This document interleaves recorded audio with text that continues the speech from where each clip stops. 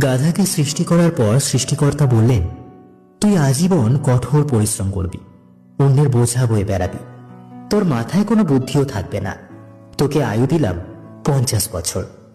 গাধা বলল, সে কি, এত কষ্ট করে আমি এত দীর্ঘদিন বাঁচতে চাই না, দয়া করে আমার আয়ু কমিয়ে 20 বছর করে দিন। সৃষ্টিকর্তা, যা, তাই দিলাম। কুকুরকে বললেন, তুই হবি মানুষের সবচেয়ে বিশ্বস্ত বন্ধু, কিন্তু মানুষের উচ্ছিষ্ট খেয়ে বেঁচে থাকবি, তোর আয়ু হবে 30 বছর।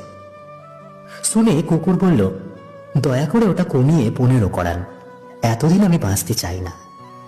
এইবারও তিনি রাজি হয়ে গেলেন। এরপর উনি বানরকে বললেন, হে বানর, তোর একমাত্র কাজ হবে লাফিয়ে লাফিয়ে এক গাছ থেকে আর এক গাছে যাওয়া, আর তামাশা দেখিয়ে মানুষকে বিনোদন দেওয়া। তোর আয়ু দিলাম 20 বছর। সে আবেগে কেঁদে বলল, দেবেনি যখন 10 বছর দিন, আমি এত বড় জীবন দিয়ে কি করব।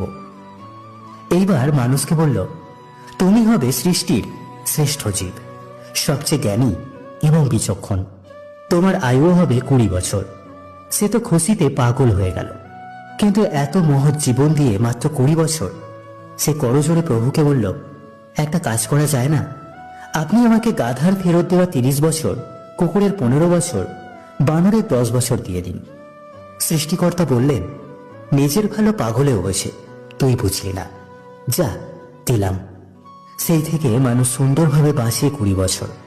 পরের 30 বছর গাধার মতো সংসারের বোঝা টানে, তারপরের 15 বছর ছেলে মেয়ে যা দেয় তাই খেয়ে পড়ে বেঁচে থাকে কুকুরের মতো, আর তার পরের 10 বছর বানরের মতো কখনো এক সন্তানের বাড়ি তো কখনো আর এক সন্তানের বাড়িতে ঘোরে, আর নাতি নাতনিদের বিনোদন দেওয়াই হয় তাদের প্রধান দায়িত্ব।